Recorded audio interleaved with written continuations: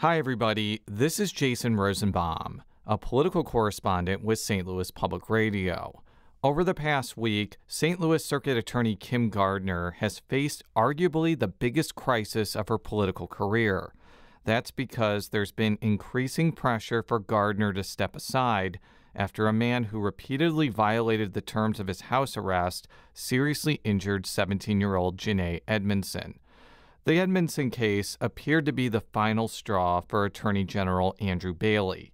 He filed what's known as a quo warranto motion to remove Gardner from office. But at the end of the day, I'm obligated under the statute to hold Kim Gardner responsible for her failure to discharge her legal, moral, and ethical duties. Gardner said at a chaotic press conference that she was not stepping aside and contended that St. Louis voters, and not Bailey, would choose her political future. We know we do not control every part of the system, but what we can control is we're going to fight very hard for justice in spite of the vitriol, the hate, the racist attacks, the known manipulation of the court procedures to make sure our office fails. This is not the first time that an attorney general has used a quo warranto motion on a county prosecutor. In 2009, then Attorney General Chris Koster sought to oust Dent County Prosecutor Jessica Sparks from office. At the time, Joseph Dandurand was Deputy Attorney General. And when he served as a judge in Cass County, he presided over a case that eventually went to the Missouri Supreme Court known as Fuchs versus Foote. That set a major precedent for how quo warranto cases are decided. Here's my conversation recorded earlier this week with Joseph Dandurand. Can you just provide a little bit of background about your public legal career? I practiced law in central Missouri. My office was in Warrensburg until I was elected a circuit court judge, a trial court judge, in 1986. And I was elected 4 different times, 1986, 92, 98, and 2004. About halfway through that last term, I was appointed by Governor Blunt to the Missouri Court of Appeals for the Western District, where I served only 14 months before I retired from the bench after 23 years and took the job as the Chief Deputy Attorney General under Chris Koster's administration. And I moved to Jeff City, and I did that for 8 years until his term ended. I worked a little while in the transition for Attorney General Josh Hawley, and then left to become the Director of Legal Aid of Western Missouri, which I did for 5 years until I retired from that job and now do mediations and arbitrations on a full-time basis at the J. Doherty Mediation and Arbitration firm with several other colleagues. How were you involved in the 2009 effort to remove Dent County Prosecutor Jessica Sparks from office? So I was, at that time, the Chief Deputy Attorney General. We had just started. I don't think I'd been there very long. And it was it was one of my obligations to be a part of those proceedings because the Attorney General considered them very serious matters, and only one of those determinations in cases handled at the highest level. So I was involved in that decision-making process and in that filing. How did Attorney General Koster and yourself get wind of this? I know that you all want to be omnipresent and follow everything that's going on in every Missouri county, but I have to imagine somebody alerted you to this situation. I'd be interested to hear how this even got to the Attorney General's attention, if you recall. Right. There's no way for me to call specifically, but I cannot imagine that it happened in any other fashion than that there were complaints brought to our attention.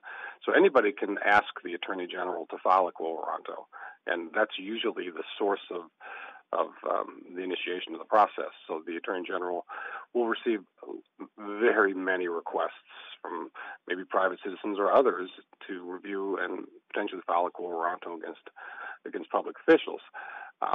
That's where it has to start. So that's what happens. You're correct. We would not go around looking for something to file or something to do. And in fact, they are just not favored. No, nobody wants to undertake the filing of a petition in quo warranto. That's my belief initially. The Attorney General is an elected official and would respect the fact that this is a person who's been elected by the will of the people, the voters of the district, and so I'm confident that an Attorney General will take it very seriously before deciding whether to file such an action. Do you remember how the decision was made in this instance to file a quo warranto? Like, do you know, like, what was the tipping point for your office to actually pursue this? So I'm going to tell you what I believe happened, because this happened every week. In an instance of matters that would require really the eyes of more than one, we had a staff meeting of Chris Koster's upper level staff persons every Monday morning, and we would review matters that were brought to that group and discuss it as a group. The decision, of course, ultimately is up to the Attorney General, but he was very intent on taking input from the people that he surrounded himself with as trusted legal advisors and counsel, and so that's what we did. So every single Monday morning we met, and that would have been the case. I'm confident in a case such as this, we would have talked about it and listened to the wisdom of the group, and we had a lot of seasoned, experienced lawyers in that group, like Judge Ron Holliger and Jim Layton and folks like that. It was a great group to kick those things around with. So, that wasn't the only one that we filed during our time in office. It just happened to be the only one against the prosecutor. But ultimately, I don't even know how long it took. Ultimately, after it was filed, she decided to resign and not fight it. Yeah. But hers was unique. There were other things, but uniquely, she made decisions not to file criminal charges and made a public statement to the commission, if I recall this right, with the county commissioner. She said, look, you need to fund this office. I can't prosecute cases if you won't fund the office, and I'm not going to file charges unless you fund my office adequately. So it was if I recall, that's what I'm trying to remember, it was an overt decision on her part to not do what she had been elected to do. And I understand, I certainly do understand her position, right? She needed the money to be able to prosecute the cases. She needed to have her office funded, but that was a decision that she made, that she announced. I don't know if you've looked over the details of the Kim Gardner case, but do you see any similarities or differences between the Sparks case and the Gardner case? I think that's a great question. So I read it over quickly. I read over the petition quickly to see, what it was that I thought they were alleging in particular that would bring it underneath the several different issues for which you can be removed from office in a quo warranto or have your office forfeited or be ousted. And this one, to me, looked to be very particular, the meat of it particular. One of the grounds is for willful neglect of an official duty. And I will tell you, again, Judge Limbaugh defines willful neglect in that Foote opinion. He defines it, and they go to pretty good detail talking about the difference between the different reasons for which you can be removed. And so I read in this petition that's filed by Attorney General Bailey that he's alleging willful neglect. And so willful neglect, is defined by Judge Limbaugh, when he also states that the legislature has not defined willful neglect in the statute, so the Supreme Court did. And they said in that case, an official willfully neglects an official duty when they intentionally fail or refuse to act.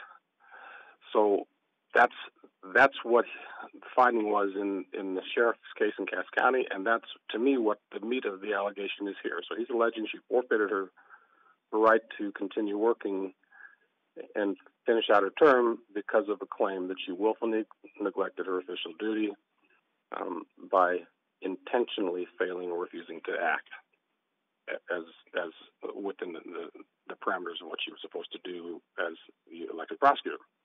That's what it looks like to me. And, you kind of touched on this earlier, but I think that the biggest pushback I've heard from at least a rhetorical standpoint from Gardner's supporters is that you can kind of dance around this as much as you want, but when you're successful in one of these, you're overturning an election. Now, does that actually correspond with kind of the threshold needed to actually be successful in this? In other words, is there a pretty high bar based off the precedent that you mentioned for something like what Bailey is doing to actually be successful. Right. I think it is a high bar. But, you know, there's a judge who's going to hear the evidence, and a judge is going to make a determination as to whether or not it fit within that statute. The judge, I know, will take the issue very seriously and recognize that it is a high bar. But he'll listen to all the facts, and I again point back to the Foote case. There were so many different things, so much stuff that was thrown against the wall in that trial for the case that was decided actually by Judge Dick Weber, who was at that time a circuit judge, also ended up being a federal judge, very well respected in the Eastern District, Judge Weber. But Judge Limbaugh for the Supreme Court actually said, you know, we're only going to talk about these three things, and he addressed specifically three things and saying, you know, this is enough. There are lots of things alleged, but these three things combined together are enough. The judge in this case is going to have to do the same thing, listen to all the evidence and find out if he believes that after hearing all the evidence, there's sufficient evidence to warrant this removal. You know, it's a high bar and one I'm certain the judge will take seriously and listen to the evidence carefully over.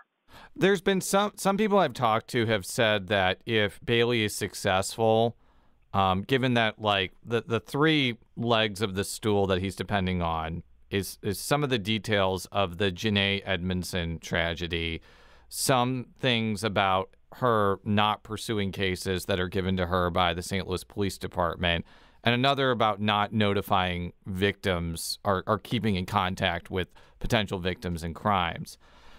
A couple people I've talked to have said that if this is successful, it could have an effect on prosecutors' ability to have discretion in different cases.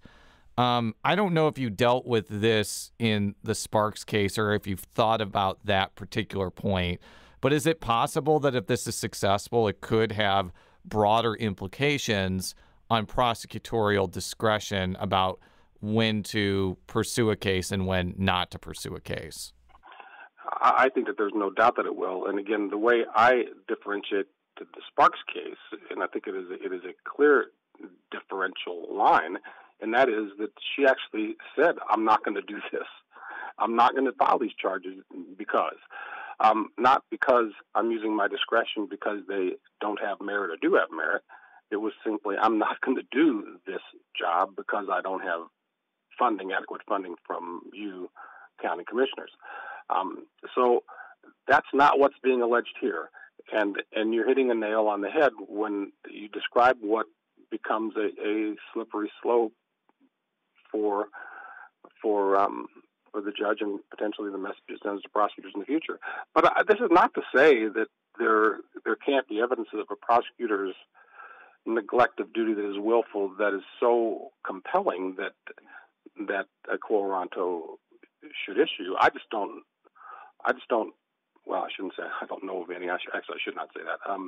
And won't. I'm just saying that it's the thing that you raised, the point you raised about whether or not it could have a chilling effect on prosecutors going forward is absolutely true.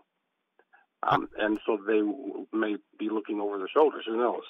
I guess another thing that somebody else has pointed out, that is, if this is successful, there's nothing stopping Kim Gardner from running in 2024, and she may be able to win another term. Absolutely. It's only for removal. I mean, no, it works all the way around. It's only for removal for that particular term of office. If for instance, the term expired before the ruling was made, it doesn't work. If the conduct happened before the last election, not admissible. It has to be conduct during that term of office, and there's nothing to prohibit them from running again in the next election. Absolutely. For more coverage of the Kim Gardner saga, go to STLPR.org. I'm Jason Rosenbaum, and thanks for listening.